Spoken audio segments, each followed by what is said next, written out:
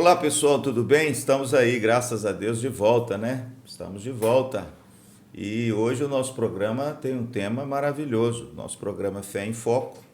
O tema de hoje é Fé e Universidade. É isso mesmo. E para falar sobre isso, está conosco aqui, como sempre, o nosso pastor mineirinho, reverendo Dalmo. Olá, prazer estar com vocês mais uma vez e espero contribuir nesse tema aí com você também. É isso aí. E hoje, irmãos, nós temos aqui um convidado, assim, de peso, né? Está conosco aqui um jovem muito promissor, é o Dr. Matheus Volovski. Dr. Matheus é doutor em Direito, ele é mestre em Ciências Jurídicas, autor de livros jurídicos e, além de tudo, ele é professor titular da UEM de Direito. Então, é um rapaz que faz as coisas direito, viu? E ele está aqui conosco para falar sobre esse tema tão importante. Bom dia, doutor Matheus, tudo bem? Bom dia, pastor Luciano, bom dia, pastor Dalmo, bom dia a todos vocês que acompanham esse podcast. Para mim é uma alegria muito grande estar aqui com vocês, conversando um pouquinho sobre a vivência que nós temos, né, na universidade, no ambiente acadêmico e a relação disso com a nossa fé. Certo? Sem dúvida, muitos que nos ouvem ainda às vezes têm uma certa dificuldade, um temor, né, no que enfrentar nessa vida acadêmica. Às vezes os pais, né, já tive contato com alguns pais, meu filho vai entrar, será que ele deve ir à universidade? Não deve ir à universidade? Então é uma oportunidade muito boa de poder conversar sobre esse tema que é tão importante, né? Então, deixa eu aproveitar aqui, porque o doutor Matheus já deu o gancho ali, viu, meu pastor, para aquilo que eu gostaria de saber. Vou chamar você então de Matheus. Tá bom, meu doutor? Um mero pecador, alcançado pela graça o Matheus, de Deus. irmãos, ele é um jovem cristão também, né? Ele é membro da IPVO, nós temos a alegria de conviver com ele, com a sua esposa, Marcele. Matheus, então explica para nós, é possível hoje, nesse ceticismo, nesse meio, às vezes tão racional que nós vivemos, conciliar a fé e a academia?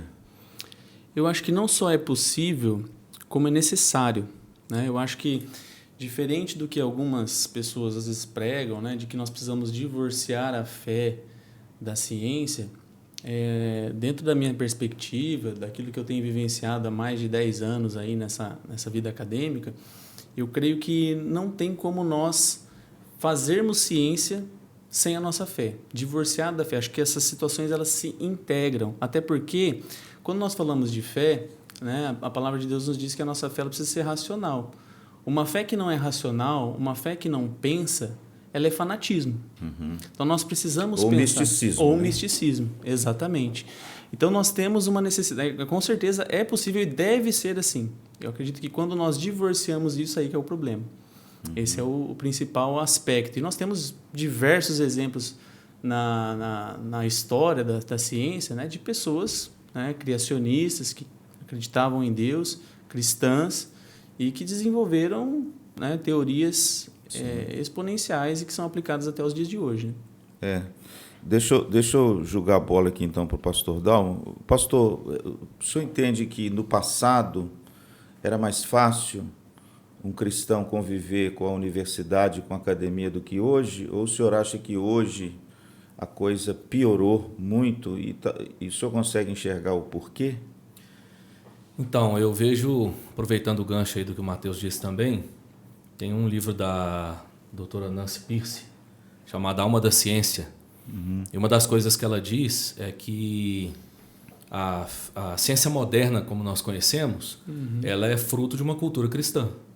Nós tínhamos outras culturas, de certa forma, até mais avançadas em termos de cultura no passado, mas que não deram à sociedade, não deram à humanidade uma forma de pensar lógica, sistematizada, organizada, como a fé cristã deu. Então, na verdade, nós temos esse dever para com os nossos pais na fé, que nos legaram essa oportunidade de fazer da ciência também um instrumento, né, da pesquisa acadêmica, um instrumento também de conhecimento, de melhoria de vida e, para nós cristãos, de também glorificar a Deus. Eu vejo essa questão específica, pastor, eu diria que de certa forma sim, de certa forma não. Se Se a gente olhar, por exemplo, para a modernidade e comparar com o tempo de hoje, na modernidade havia um racionalismo muito mais impregnado e nesse sentido era mais difícil você professar fé, você de alguma forma demonstrar sua crença, por exemplo, na Bíblia como palavra de Deus de maneira mais absoluta, sem ser questionado nos milagres, nas questões sobrenaturais que o racionalismo da época ele não aceitava de forma alguma. Então, a pós-modernidade dá essa abertura, ela é mais fluida. Então, você pode crer, pode não crer. Às vezes a gente vai lidar com alguém que não é, inclusive, um cristão, às vezes não tem fé nenhuma, mas quando você diz que é um cristão, ele fala que legal, né? Quer dizer, há uma abertura a mais para a fé. Por outro lado, a gente vive essa era da pós-verdade, né? Esse pluralismo da pós-modernidade que torna o exercício mais desafiador, porque cada um tem uma verdade, cada um tem uma forma de pensar, e eu imagino que não só para o cristão, mas em geral, para o exercício acadêmico é mais difícil. Ele se torna mais... ele enfrenta alguns desafios diferentes do que enfrentou no passado. Mas eu diria então que tem fatores positivos e fatores negativos nesse sentido. Porque o que hoje parece que a gente vê, Mateus, e você que é professor também, né, gente? O Mateus é professor de Direito. Hoje parece que o jovem, o cristão, ele parece que encontra na universidade, Mateus, um ambiente hostil. É isso mesmo ou não? Para ele expressar sua fé, ou até para ele assim se sentir mais à vontade, porque hoje nos parece que muitos jovens eles têm receio da universidade, né? Eu acredito que a hostilidade que esse jovem às vezes teme encontrar numa universidade, seja ela pública ou até mesmo privada, né? Porque esses desafios eles se dão nas duas categorias. Não se engane achando que na questão privada você vai estar numa bolha. Blindado. Exatamente.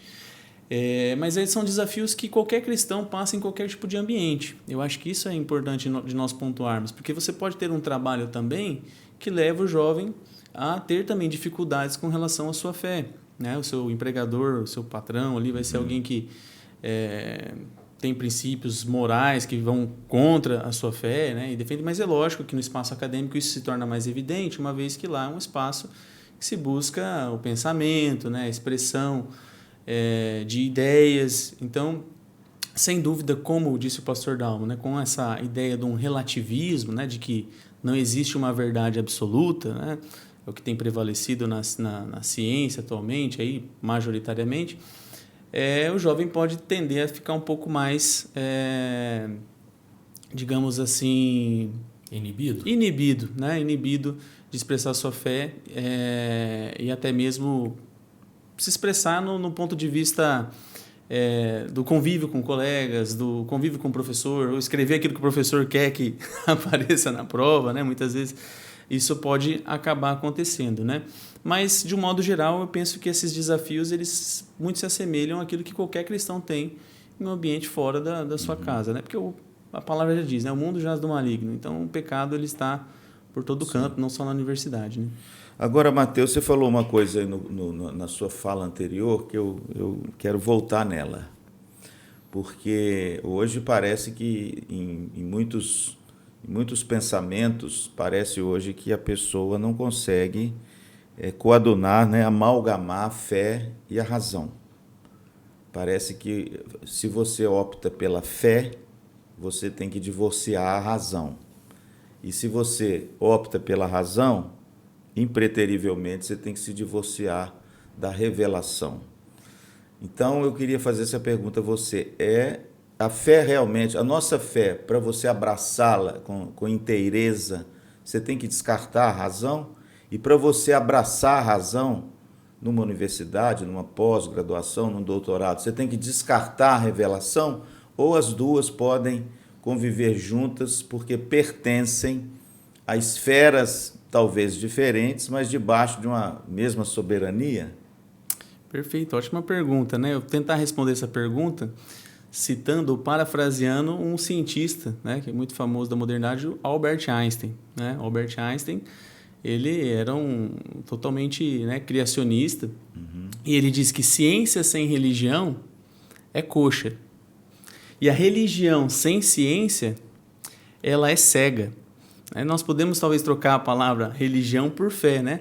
A fé, de certa forma, né? Sem a ciência, ela acaba sendo cega. Porque você vê, se você vai estudar o corpo humano, minha esposa, né, também é professora, e leciona lá na parte de odontologia. Ela vem explicando algumas situações relacionadas à nossa estrutura biológica, que não tem como você não ver Deus naquilo.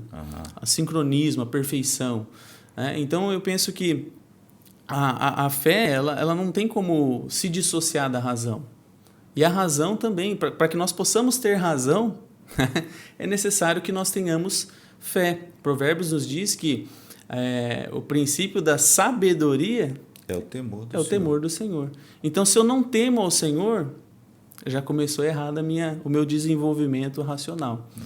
E nós vemos diversos textos em Provérbios nesse sentido, né, que nos exortam a ter a nossa sabedoria, a nossa esperança no Senhor. Então, não existe divórcio? Eu creio que não. Eu creio que elas são coisas que se integram. Né? São coisas que se integram. O racionalismo do século XVIII, né? O pastor Dalmo falou sobre isso, que veio com o iluminismo, aquela coisa toda, ele tentou divorciar isso, né, meu pastor? Inclusive, o liberalismo teológico, ele veio desse racionalismo exagerado. E, por causa disso, ele cortou alguns textos da Bíblia, porque eles entendiam que era algo assim sobrenatural. Então, eu pergunto ao pastor Dalmo, mas e agora, pastor? Você acha que é possível, mesmo com essa coisa racionalista hoje, o jovem, eu penso muito no jovem, né, na entrada na universidade, você pensa que o jovem pode expressar a sua fé de forma racional na academia? O senhor acha que hoje os jovens estão tendo consciência disso ou falta-lhes algo para demonstrar essa fé de forma racional? Sim. Interessante, né? Esse assunto tem muita coisa boa, a gente fica pensando em tanta coisa para compartilhar, né? Falando do racionalismo primeiro, pastor. O que eu vejo? O racionalismo, ele empurrou a sociedade, de certa forma, para uma relação com a ciência que a própria ciência se tornou religião. Nós chamamos de cientificismo. Né? É verdade. E então as pessoas passaram a defender algumas questões racionais que dependiam de fé. Por exemplo, o ateísmo é crença. Não há como provar a não existência de Deus. O ateísmo não é ciência, o ateísmo é crença. Claro. Mas muitos cientistas confundiram as coisas. Esse é o cientificismo, né? E o que eu percebo? Eles pregaram, então, um novo paraíso, uma nova Jerusalém. E essa nova Jerusalém era o mundo sem fé e o mundo sem Deus. E nós vivemos as duas grandes guerras como consequência. Né? Um dos piores períodos da história da humanidade. E aí a gente chega nessa sociedade que desacreditou e vai para o outro extremo. E se torna, às vezes, uma sociedade muito mística. E talvez o desafio do jovem cristão hoje é entender isso. O cientificismo não é a resposta, mas uma fé divorciada da razão também não é a resposta. A gente olha para as Escrituras e tem tanta coisa boa sobre isso. Por exemplo, nós entendemos que Deus criou o homem à sua imagem e semelhança. O que isso significa? O Deus das Escrituras, ele é racional.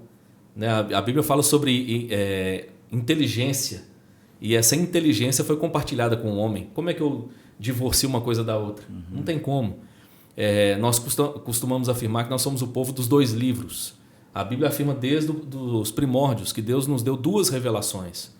Uma revelação geral, por meio das coisas criadas, que é digamos assim, o livro do cientista cristão, e uma revelação especial, que é a Bíblia, a palavra de Deus. A primeira revelação, ela tem esse caráter de falar daquilo que é comum à vida, e ela, no sentido religioso, ela tem o papel apenas de mostrar ao homem a realidade caída da humanidade.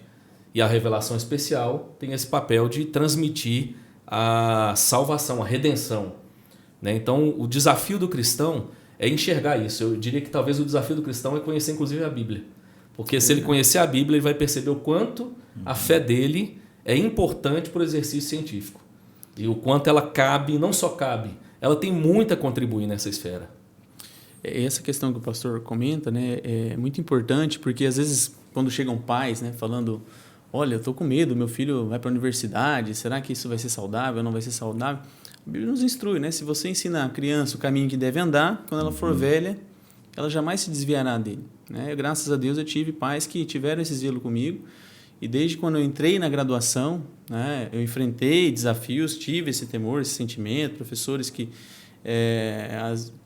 pontuavam situações que iam contrárias à minha fé, em todos os níveis, né, de formação. Mas o que me fortaleceu? Eu já tinha uma cosmovisão das coisas como eram. Eu consegui enxergar ainda mais a minha natureza de pecado, um mundo caído, e que só há uma esperança em Jesus. Só há uma esperança em Cristo Jesus. Então, quando nós instruímos, né, os nossos filhos, né, ou até mesmo nós buscamos na palavra de Deus nos fortalecer a nossa fé, eu penso que sairemos ainda mais fortalecidos na universidade, porque a nossa cosmovisão ela acaba sendo, né, fortalecida com aquilo que nós encontramos na sociedade caída. Então, esse é um ponto importante. Acho que falta, muitas vezes, do próprio cristão conhecer a palavra de Deus. Talvez nós tenhamos pecado nisso. Nós estamos acomodados no mundo em que eu entro na internet, assisto a pregação ali que me apraz, mas eu não busco, né, conhecer profundamente a Cristo, conhecer profundamente a sua palavra e viver aquilo que a palavra de Deus nos ensina. Eu acho que esse é um ponto crucial, né, para o jovem que busca entrar na universidade e para os pais que têm medo, né? Meu filho vai chegar na fase universitária, o que fazer? Vai perder a fé. Perder a fé, né? Mas você tem que instruir o seu filho. Você tem feito culto dominical, né? Culto doméstico na sua casa? Você tem levado ele na escola bíblica? Você tem levado ele aos cultos? Você tem envolvido ele em acampamentos? Você tem fortalecido a fé do seu filho? Porque é com isso que você vai blindá-lo, né? Com todo respeito a quem defende lá a ideia do homeschooling, né? Essa ideia de tentar colocar o filho dentro de uma bolha. Tem, sim, alguns benefícios, evidentemente que sim, mas nós fomos criados, a Bíblia nos diz, para a glória de Deus. Como eu vou glorificar a Deus dentro de uma bolha? Como você sal dentro do saleiro, né? Eu preciso ser sal fora de saleiro. E para isso eu preciso estar fortalecido na palavra de Deus. E eu preciso pensar. E não vou proibir o meu filho de ler um livro tal. Ao contrário, incentive a ler e aponte os erros daquilo que está contra a palavra de Deus. E vai ser fácil de compreender. Eu li livros que são totalmente contrários à palavra de Deus, pensadores que defendem o fim da religião, né, o fim ou até mesmo a própria existência de Cristo, e você vai ver que aquilo é uma falácia, que aquilo é um sofisma, que é fácil de ser, né, descaracterizado. Então, eu acho que esse é o grande compromisso, né, que nós precisamos ter de incentivar quem nos assiste, de que a fé não está divorciada da razão. Posso acrescentar? Claro, meu pastor, à vontade. Eu entendo que talvez o anseio, à medida que a gente conhece a palavra de Deus e é tocado pela graça de Deus, o anseio de conhecer as coisas da redenção, da salvação, da nova Jerusalém que desce do céu, o paraíso, faz com que a gente às vezes não entenda o outro lado e às vezes não entenda nem isso. Porque não há como pensar em salvação apenas como algo futuro. A salvação em Cristo é algo presente. E essa salvação, essa redenção, ela me empurra, ela me impulsiona na direção de trabalhar para um mundo melhor. E isso também inclui o aspecto acadêmico. Na academia, a relação com a ciência, com a razão, como um cristão que vai me fazer provar essa fé que eu acabei de encontrar. Essa graça maravilhosa de Deus, que eu quero estar no mundo fazendo a diferença, né? Como disse, né, o Mateus, sendo sal e luz nesse mundo, né? Eu estou pensando aqui, pastor, enquanto o senhor estava falando, que que foi o cristianismo quem legou ao mundo a universidade, né, Mateus? Exatamente, nós temos várias influências, né, na própria reforma protestante. Sim, as universidades, elas iniciaram com os cristãos. A Universidade de Princeton, cristã. Cambridge, cristã. Oxford, cristã. Todas elas de origem cristã. E a primeira universidade fundada no mundo inteiro teve a sua origem no cristianismo. Então eu fico pensando assim, hoje as pessoas querem divorciar o ensino acadêmico, o ensino universitário da fé cristã, mas foi a fé cristã um dos grandes incentivadores e talvez o maior de todos da universidade. Mateus, o que aconteceu com a universidade? Eu acredito que o que tem acontecido com a universidade é o que acontece no mundo todo, né? O pecado, ele acaba sendo o grande problema de toda a nossa humanidade. Às vezes nós pensamos assim, será que o marxismo é o problema da sociedade? Será que o humanismo é o problema da sociedade? O problema é o pecado, né? O problema está em nós, muitas vezes cristãos, acomodados com a nossa própria vida, buscando massagear o nosso próprio ego e esquecendo que nós somos criaturas caídas, que precisam de uma redenção, que precisam de um Salvador. Então, a universidade, né, ela se tornou palco muitas vezes para pregação, entre aspas, de ideologias que afagam o ego, que justamente caracterizam aquilo que a sociedade nossa quer ouvir. E, infelizmente, nós encontramos isso nas igrejas também, né? Poderia até fazer... O que aconteceu com parte das igrejas, né? Algumas igrejas têm professado situações que estão fora da palavra de Deus. E são essas, geralmente, que acabam crescendo de maneira mais exponencial. A nossa sociedade, né, então, ela está carente de uma mensagem, mas ela precisa entender que antes de uma mensagem de esperança, tem que se passar por uma mensagem, né, de desespero, que é a mensagem, né, de que nós tem somos... que desconstruir para construir. Exatamente, exatamente. Então, esse é o ponto. Eu acho que sempre a universidade passou por esses desafios, mesmo dentro da igreja, né, surgindo na igreja, acho que se passou por esses desafios atrelados à nossa fé, atrelados ao pecado, porque o ser humano estava lá, né? A universidade é ruim porque eu estou lá, é porque o homem está lá. O homem está lá. E esse é o problema. E precisa que, de alguma forma, Cristo seja glorificado através do nosso testemunho, através da nossa vida. Meu pastor, eu diria que, na minha visão, o problema é que, na maioria das vezes, nós cristãos somos muito reativos. E até o próprio Jesus atestou isso. Ele diz que os filhos das trevas muitas vezes são mais hábeis do que os filhos da luz. E, por exemplo, em geral, o que nós percebemos hoje na realidade cristã entre os nossos jovens? A universidade se tornou um mal necessário para um fim, e esse fim é ganhar dinheiro. Então, eu preciso ir lá, porque senão eu não vou ter um curso para ganhar dinheiro.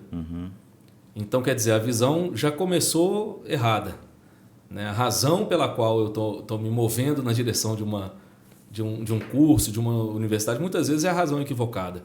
E na medida em que a minha fé é questionada, na medida que eu lido com os problemas, eu sou reativo a isso. Então, assim, a gente tem poucos momentos na história, na minha visão, em que a gente viu grupos de cristãos sendo mais proativos. A reforma foi um exemplo, né? Não esperando o problema, mas sendo a solução. E eu acho que talvez o desafio da igreja do século XXI é enxergar isso. A gente precisa ser mais proativo. A gente precisa olhar para a sociedade e entender o papel que a gente tem para a glória de Deus. E não simplesmente reagir aos problemas. Talvez, na minha visão, seja esse o nosso grande desafio hoje. E com respeito a reagir aos problemas, volto aqui para o Matheus, porque parece que hoje, Matheus, as universidades federais, principalmente, elas estão assim naufragando numa ideologia única, né? E você, por exemplo, como um professor cristão, dentro de uma sala de aula, né? Um jovem que fez mestrado, um jovem que fez um doutorado, um jovem que tem assim, né, um conhecimento vasto da sua área. Qual que é a postura, Matheus? Já estou chamando o Matheus de pastor, tá vendo? Porque além de tudo, viu, gente? Olha, deixa eu fazer um parâmetro. Além de tudo, o Matheus tem um curso de teologia também, tá bom? Ele é um doutor em direito teólogo. Olha que nó esse negócio. E aí, Matheus, na sala de aula, a postura de um professor que está dentro de uma academia, como a que você dá aula, que tem um viés socialista, marxista, né? Tem uma ideologia, assim, muitos por trás que dão aula e que estão ali têm esse viés, e você agora é um professor cristão. Enfrenta desafios, você, de alguma forma, tem liberdade para pontuar algumas coisas dentro do escopo da sua aula para defender a fé, ou pelo menos responder aquele que pede razão dela, ou não? Eu penso que é possível, ainda que pareça uma situação difícil, né? Porque muitos têm uma realidade da universidade dentro daquilo que vê nas mídias sociais, né? Mas na prática, ainda que tenha assim, né, um viés muitas vezes ideológico, contrário àquilo que a gente crê, você tem uma liberdade através do seu testemunho, né? O que eu tenho aplicado enquanto profissional no meu dia a dia? Lógico que nós não podemos estar adstrito àquilo que a ementa da disciplina exige, né? Você tem ali que trabalhar as competências técnicas necessárias para que aquele aluno possa ter a melhor formação possível. Eu acho que isso é dar aula para a glória de Deus, né? Ensiná-lo da melhor maneira possível. Mas quando nós nos deparamos com situações como essas, né, que confrontam a nossa fé, o que eu busco fazer? Né? Eu busco fazer aquilo que Cristo nos ensina, de amar o nosso inimigo, de amar aquele que nos persegue, de caminhar a segunda milha, né, de amontoar brasas sobre a cabeça daquele que eventualmente tem nos perseguido por conta da nossa fé. E eu fico grato quando isso acontece, né? Porque assim a palavra de Deus diz que fizeram com os profetas. Lógico que isso ainda acho que é ínfimo perto daquilo que os nossos irmãos da igreja primitiva vivenciaram. Então, o desafio, lógico, que dentro de um contexto, dentro de um discernimento, né? Porque em Provérbios também diz, né, que a sabedoria ela mora ela é desenvolvida através de um discernimento, né? E com discernimento dentro de um contexto adequado. Eu não vou sair pregando lá, colocando a Bíblia lá no meio da sala de aula e falar arrependam-se, né? Não é esse o papel do professor. Mas é evidente que com o nosso testemunho, né, muitas pessoas, às vezes, que estão perdidos, jovens, né, eles podem chegar até você e falar, olha, professor, né, eu já tive casos, né, de alunos chegarem e falar, professor, você tem uma luz, um negócio diferente, né? No corredor, falam, essa luz sabe o que é? É Cristo, né? Não sou eu sou... A universidade não tem só sala de aula não, né, Matheus? Tem corredor também. Tem corredor, né? Exatamente.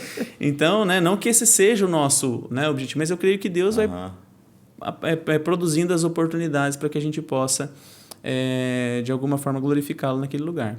A gente não pode esquecer que nós tivemos grandes homens, né, meu pastor? Grandes homens da universidade, inclusive no passado. Por exemplo, você sabia que John Wesley era um professor numa universidade? O grande pregador inglês. E assim nós tivemos outros. Então é possível, pastor, nós temos grandes homens de Deus, acadêmicos, que cumprem na academia o que lhe é proposto, mas cumprem também na esfera da fé o que lhe é proposta, ou a pessoa vive naquele dilema, o que eu faço, o que eu sou, ou existe também as esferas dentro da universidade e fora da universidade, como a gente já falou aqui no Estado, né, e a fé. É interessante, porque inclusive o que eu penso sobre isso, que às vezes a gente faz o que a gente condena. Então, por exemplo, se eu condeno o professor que se vale da sua posição para pregar uma ideologia, seja ela política, social, e eu faço a mesma coisa enquanto cristão, eu, na verdade, estou condenando o que eu faço. Então, ou todos estão habilitados a isso, ou ninguém está, né? Então, na nossa visão, o nosso papel ali é glorificar a Deus, exercendo aquilo que é específico daquela esfera. Sim. Agora, isso não quer dizer que eu tenho que pegar minha fé e enfiar na gaveta. Exatamente. Ela faz parte de quem eu sou. Ainda que o meu papel ali não é pegar a Bíblia, abrir e pregar, né? Cada coisa no seu lugar. E talvez o que seja o desafio? A cultura evangélica hoje, ela foi dominada por um pensamento teológico que, na nossa visão, diverge do pensamento bíblico, em que você se sente quase que o responsável por aqueles que estão se perdendo. Então a pessoa pensa, eu tenho que pregar para as pessoas serem salvas o tempo inteiro, em qualquer lugar, porque se ele for para o inferno eu sou culpado, né? As pessoas têm esse tipo de pensamento e de repente não entendem que cada coisa tem o seu espaço, o seu lugar e o seu tempo, né? A Bíblia fala que há tempo para todas as coisas, inclusive para essa pregação, digamos assim, né, mais apologética da fé. O nosso papel na universidade, tanto como professor quanto como aluno, é glorificar a Deus através do trabalho que aquela área científica exige de nós. Então eu preciso ser o melhor aluno que eu posso ser, o melhor professor que eu posso ser, sem necessariamente falar Jesus Cristo é o meu Salvador, é o meu Senhor, o que não quer dizer que isso deixa de ser verdade e que eu, enquanto pessoa ali dentro, né, como o Matheus acabou de dizer, né, no corredor, na lanchonete, nas festas, eu não tenho a oportunidade, como eu faço com a minha fé, em todos os momentos, de expressar essa fé. Agora, por exemplo, quando eu chego no trabalho, o meu papel ali não é abrir a Bíblia e pregar. O meu papel no trabalho é desempenhar a função pela qual fui contratado. Então, se eu sou vendedor, eu não estou ali para vender a Bíblia.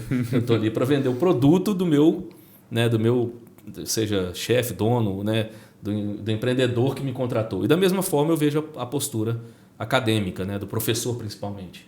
Então a gente tem que tomar muito cuidado para não condenar aquilo que a gente mesmo pratica. E talvez, pastor Dalmo, voltando à pergunta que o pastor Sanfilão, o que se tornou a universidade? Talvez a universidade tenha caminhado a passos largos para o que está hoje, em razão, às vezes, até do comodismo dos cristãos, né? De talvez não se empenharem a estar dentro da universidade.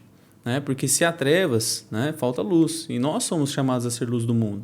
Então fica um desafio para quem está nos acompanhando a seguir e trilhar a carreira universitária, para quem sabe aconteça uma reforma universitária, né? E as coisas tendam a melhorar no nosso país. Porque o que acontece muitas vezes é isso, a gente tem uma aversão, né? Não quero ir lá porque lá é um negócio muito ruim, mas você chamou para ficar dentro da sua própria bolha, né? Nós precisamos fazer a diferença, precisamos transformar o mundo através de Cristo que habita em nós. Não porque somos bons, não porque somos merecedores, mas porque Cristo tem nos chamado, né, a essa função. Posso um pequeno acréscimo? Claro, meu pastor. Vou trazer, lembrar de Agostinho de Hipona aqui, que dizia que toda verdade é verdade de Deus. Então, o cristão, quando ele está na universidade, ele está em busca, e também não só em busca da verdade, mas ele está propagando a verdade, ainda que não seja a verdade do Evangelho, da salvação em Cristo Jesus. E nesse sentido, não tem ninguém melhor para buscar e para propagar a verdade do que nós. Sim. Claro que sabendo resguardar o espaço, né, a esfera de cada área, né?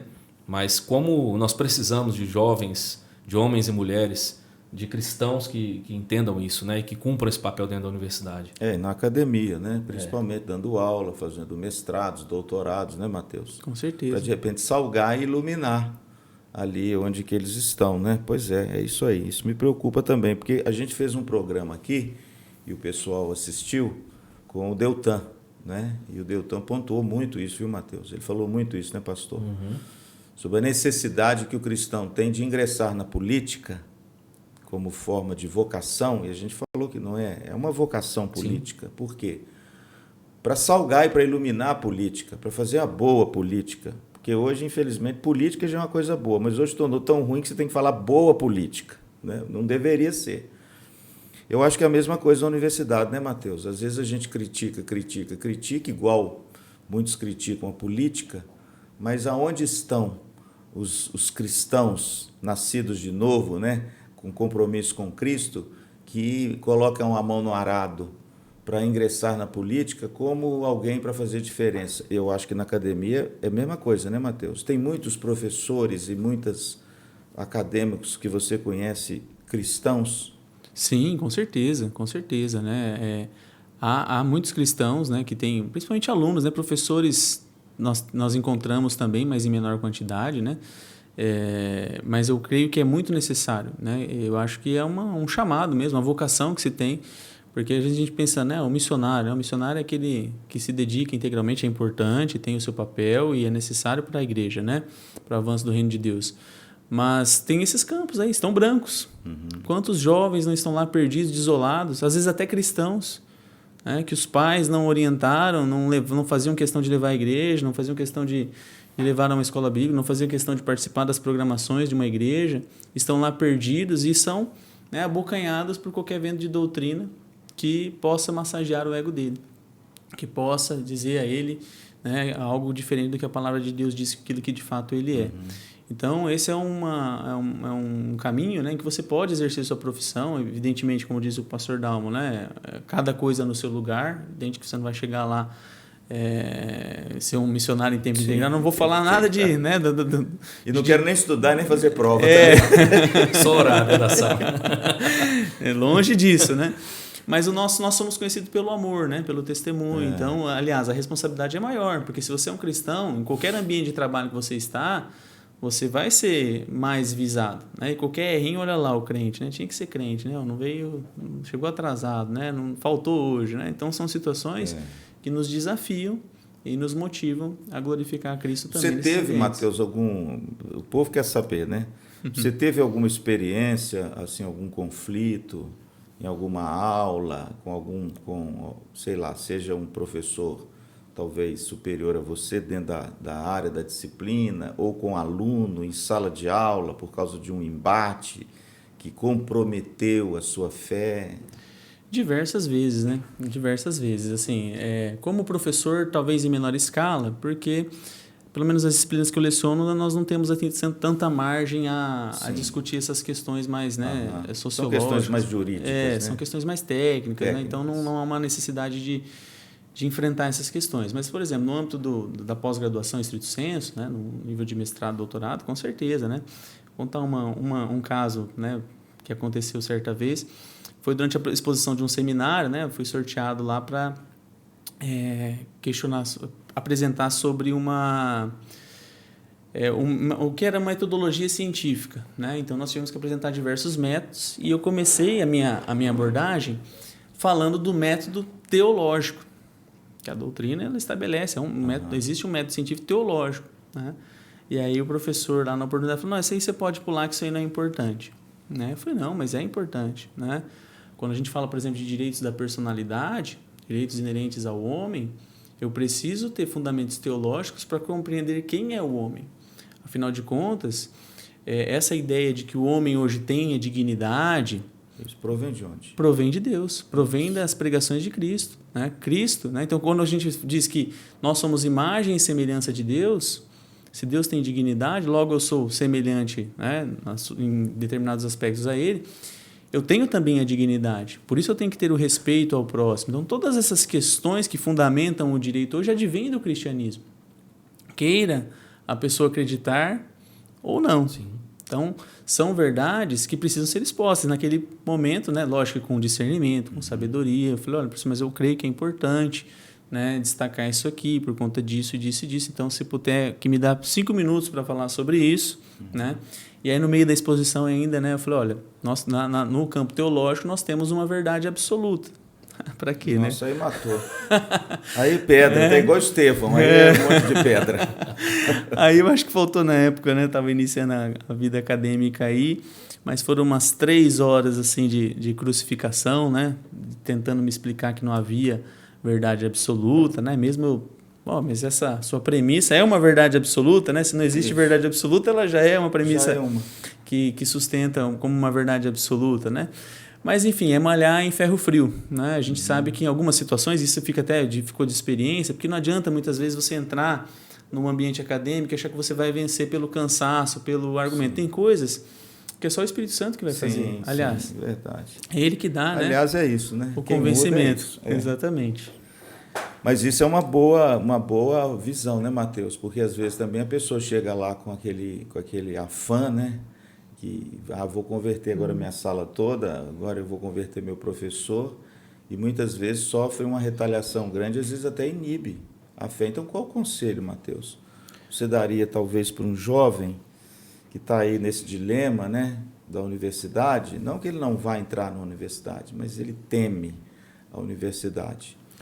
Olha, o conselho que eu dou inicialmente é para que ele possa fortalecer a sua fé, para que ele possa aprofundar, né, a sua vida devocional nas escrituras, na oração, participar, né, da comunidade dos crentes através da sua igreja local. Uhum. E com isso, né, no ambiente acadêmico, que ele possa sempre enxergar tudo, qualquer tipo de aprendizado, com base nessa cosmovisão que ele tem, né, de um mundo caído, de que necessita de um redentor, porque isso só fortalece a sua fé. Quando eu entrei para fazer um mestrado, um doutorado, muitas pessoas dizem para mim assim, você vai ficar um ateu, porque você vai ter que ler um monte de coisa. Isso, né? Contraria a sua fé.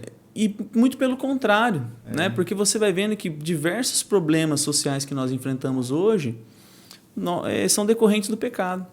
E só Cristo pode trazer uma solução para isso. Não há eu poderia citar inúmeros problemas aqui jurídicos que nós enfrentamos e nos deparamos, que hoje eu tenho uma consciência, olha, isso aqui é o pecado na vida do homem. É óbvio que eu não vou falar isso em sala de aula, né? Mas se eventualmente algum aluno...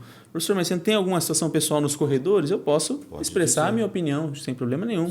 Sem problema nenhum. Então, para esse jovem, né, estude, busque também estudar o oposto, mas sempre, né, com a sua fé fortalecida. Porque se eu falar para o jovem estudar aquilo que é o oposto, sem ter uma fé fortalecida... Ele vai para o lado oposto. Ele vai para o lado oposto. É o que a gente vê nas igrejas, né? Muitas vezes o sujeito está lá, dormindo na igreja, né? Mas ouve, né, uma pregação de qualquer outro movimento novo que surge, que afaga o ego dele, ele está lá, né, e qualquer evento de doutrina, ele se desvia da verdade. Então, nós precisamos fortalecer os nossos joelhos para que eles não sejam joelhos trôpegos, mas que nós possamos prosseguir, né, fortalecendo a nossa fé. E aqueles que nos perseguem, eu penso que a gente fica com o conselho de Cristo, que é amar eles, que é ser conhecido pelo amor, que é caminhar a segunda milha, que é ser amigo daqueles que nos perseguem, buscar ser amigo daqueles que nos perseguem, porque às vezes a gente tenta resolver essa questão no embate e acaba se distanciando, né? Se distanciando. Gerando inimizade, né, Mateus? Não é o ideal, né? Eu penso que seriam assim. O ideal. Interessante que Pedro, estou me lembrando agora que a primeira carta de Pedro, ele tem um texto lá que quando me converti eu gostava muito dele, eu ainda gosto, né? Pedro diz que todos nós precisamos estar preparados para dar aos de fora a razão da nossa fé. Olha que coisa, a razão. Então, está dentro do que você falou, né, Mateus? Com certeza. A razão faz parte desse escopo doutrinário para você expor a sua fé de forma clara, logicamente, para mostrar à pessoa em que você crê, porque crê, e ela vir a entender isso aí, não se converter, porque quem converte, você disse, né? É o Espírito Santo. Mas se de repente a pessoa te argue, você tem que ter embasamento, né? E falta isso hoje, pastor? O senhor acha? Sim, Embasamento doutrinário e teológico dos jovens que ingressam, porque nós temos visto, o senhor vê e eu vejo, inclusive nas nossas igrejas, jovens que têm entrado na universidade e abandonaram a igreja. Sim. E já estão abraçando essa ideologia socialista marxista. Sim. Você acha que uma das causas disso aí é falta de uma fé mais robusta, um conhecimento mais robusto de Cristo e da sua palavra? Sem sombra de dúvida, sem sombra de dúvida.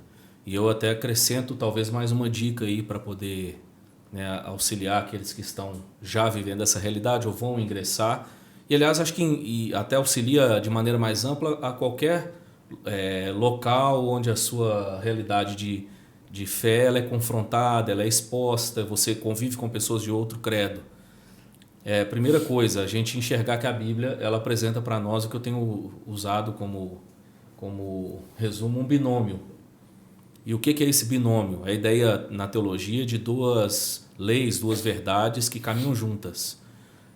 Primeiro, a antítese do homem caído a Deus. Então, jovem cristão, minha dica é não seja ingênuo. Você vai lidar com pessoas que são rebeldes em relação a Deus, seja na academia, seja fora dela.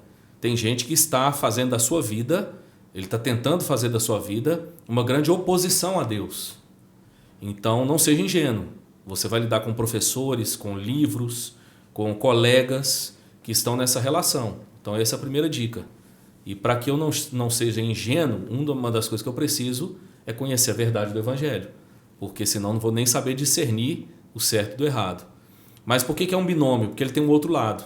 Então, a minha relação na academia ela tem que ser, ao mesmo tempo, de perceber a antítese a Deus, mas também de não ignorar a graça comum de Deus. O que é a graça comum nas Escrituras? É o entendimento, a gente tem falado isso aqui em vários programas. Uhum. É o entendimento de que Deus ele conservou certa medida de graça sobre todos os homens, inclusive sobre o seu professor que não é cristão. Então, entre as várias coisas em que você pode ouvir da boca dele, que são antítese a Deus, existem coisas também que podem estar coerentes em relação à verdade.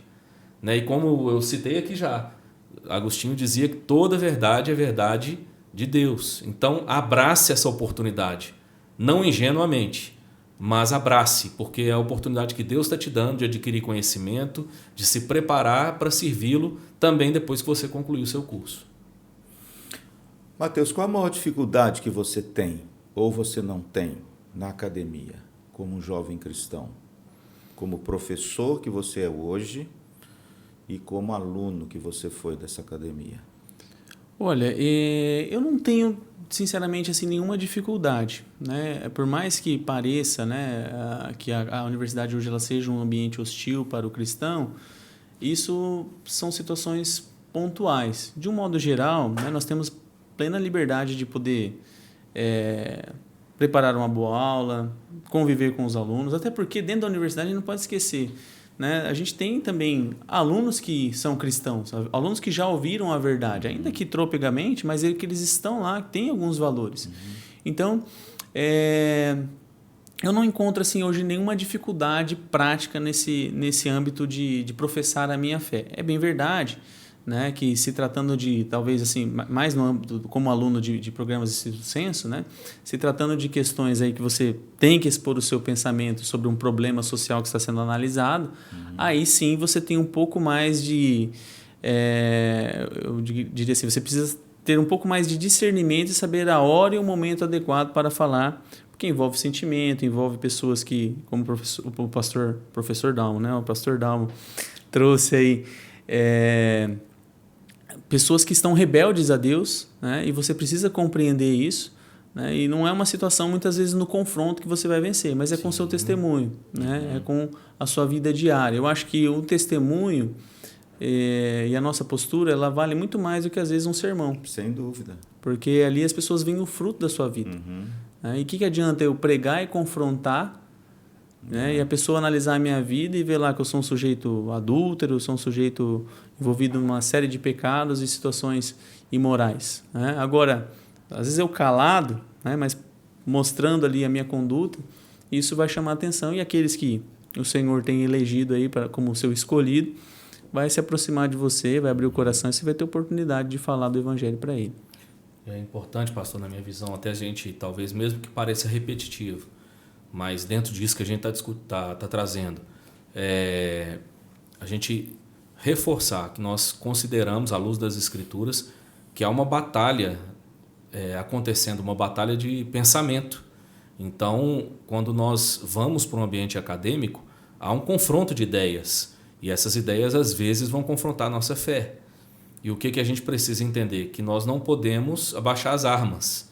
Nós somos chamados a militar a favor da fé. No entanto, precisa ficar muito claro, nós cremos que a nossa luta não é contra carne ou sangue. Nós não estamos brigando com pessoas, né? Nós não temos nenhum direito de ofender as pessoas. Nós não temos nenhum direito de maltratar as pessoas.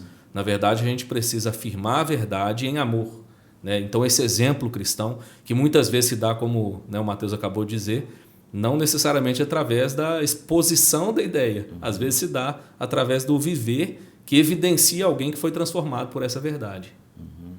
Exatamente. O Mateus, além dele ser um jovem acadêmico, né, irmãos? Além dele ter aí esses doutorados, eu quero dizer que o Mateus também é professor da escola dominical, tá bom? Então você vê que a academia não tem nenhum problema com a fé, inclusive com a praxis, a prática da fé na igreja. Aliás, essa questão da escola dominical é verdade, com muita alegria, né? Eu tento, de alguma forma, incentivar ali na classe de jovens alguns temas, né? Estamos estudando sobre a reforma da igreja, né? Sobre as confissões. Mas a EBD, né? A escola bíblica, ela surge justamente no contraponto do racionalismo, né? Onde a sociedade passou por uma influência da ciência, em que tudo tinha que ser comprovado por um método científico, né? E as igrejas falaram, opa, vamos tentar, né, combater esse liberalismo teológico aqui através da escola bíblica dominical. E aí eu pergunto, né, hoje a universidade está assim, se nós fizermos um contraponto em relação às outras igrejas. A nossa igreja, graças a Deus, tem uma escola bíblica dominical. Sim.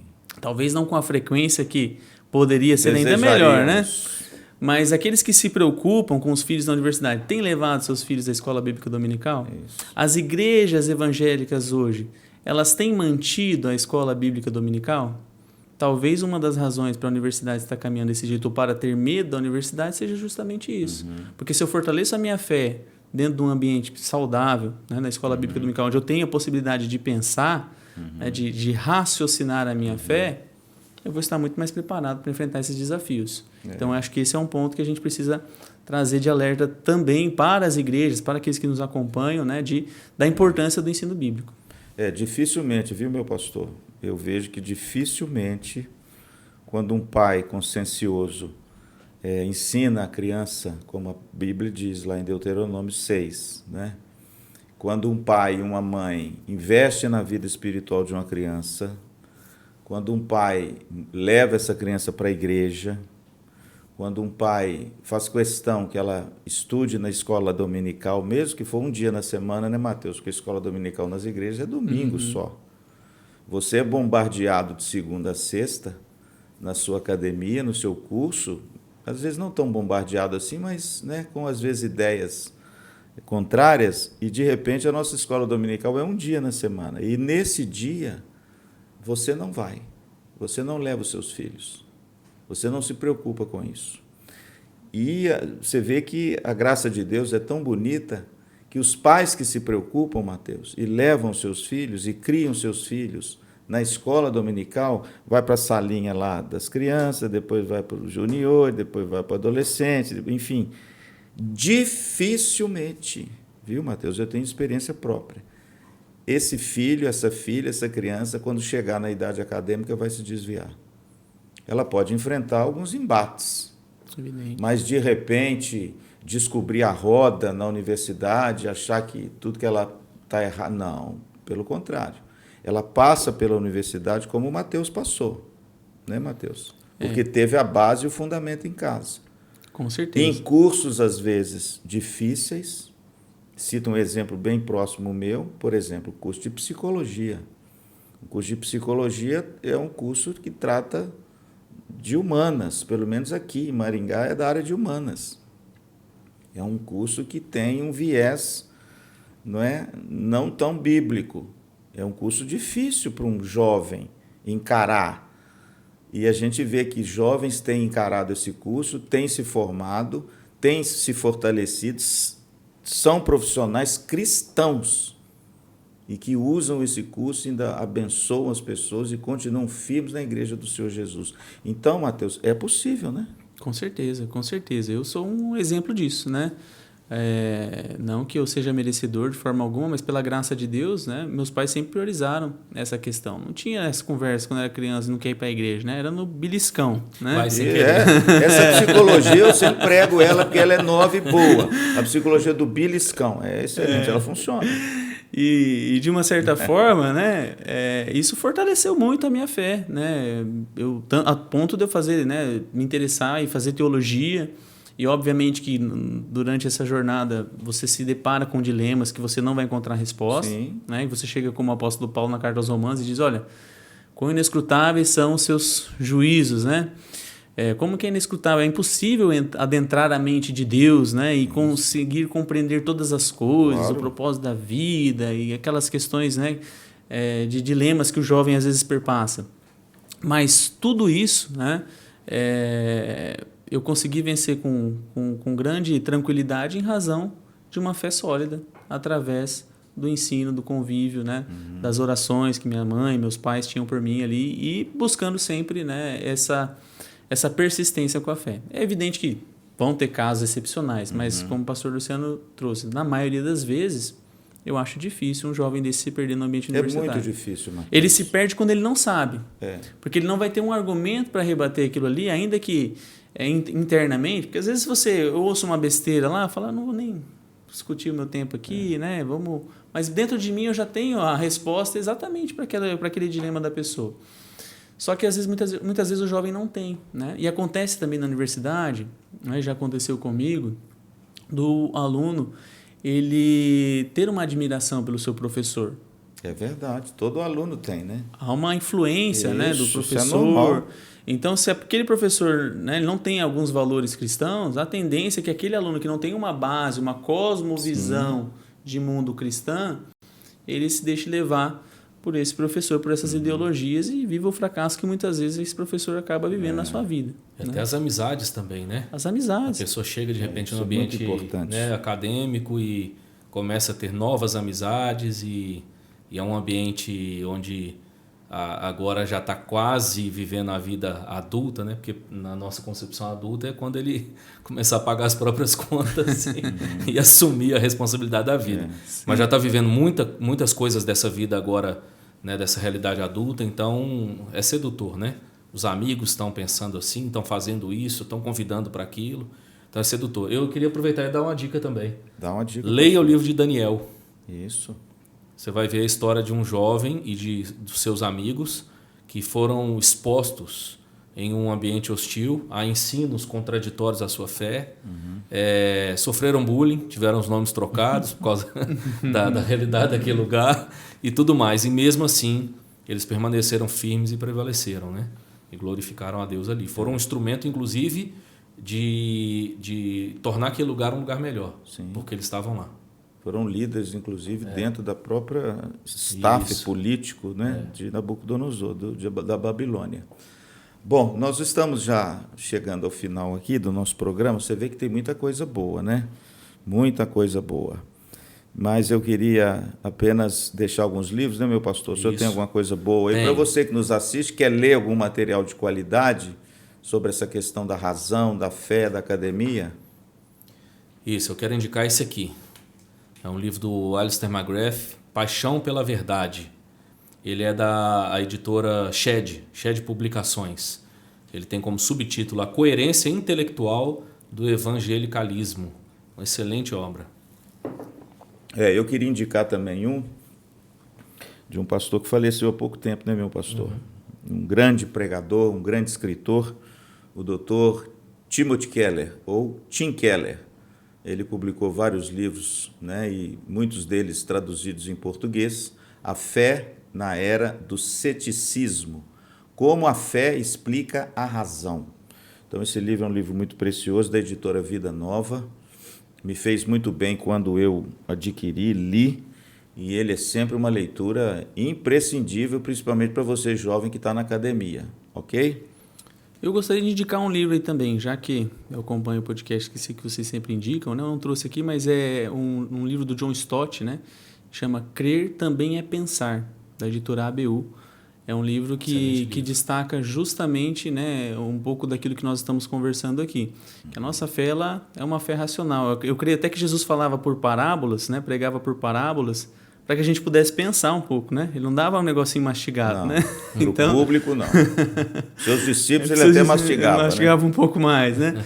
Mas a ideia, né, de exercitar realmente o pensamento crítico sobre algumas situações para que nós não sejamos místicos ou fanáticos, né? Mas que tenhamos uma fé verdadeira e genuína a ponto de nós enfrentarmos esses desafios aí que esse mundo caído, né, nos sobrepõe. Não é à toa que uma das formas que o nosso Senhor Jesus Cristo mais foi chamado era de mestre, né? Exatamente. Então, Deus nos dê essa graça de É isso aí. perceber, né, a importância do ensino. Bom, nós queremos agradecer então, pastor Dalmo, Deus abençoe. Isso, um abraço aí para você de casa. Prazer participar mais uma vez desse programa. Mais uma vez, muito obrigado, Matheus. Privilégio ter você aqui conosco. Obrigado, pastor. Nós que agradecemos. O meu querido Matheus está chegando agora dos Estados Unidos.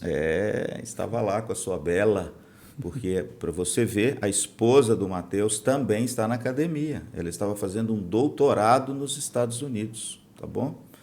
E eu conheço a esposa dele, uma moça crente, adorável. Portanto, o Matheus está fresquinho aí de volta, né? Graças a Deus, né? Muito bom ter tido esse tempo lá, né? E agora, melhor ainda estar aqui com os irmãos, a nossa, né, igreja. Tivemos por um período fora, né? Numa outra comunidade de fé também. Isso é importante, veja, né? Mesmo fora, né? Poderia usar de desculpa que estava viajando, mas a gente estava lá, né? Nos cultos, fortalecendo a nossa fé. Então, eu agradeço, né? Pelo convite, pela oportunidade. Sempre estarei à disposição aqui para contribuir com eventuais debates que venham a surgir aí.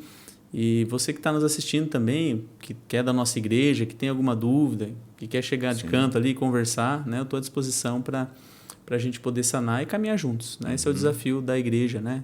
Nos ajudarmos isso nos aí, desafios. Mateus. Certamente, né, pastor? Vamos convidar o Matheus para vir mais aqui, Com né? certeza. Bagagem ele tem, né?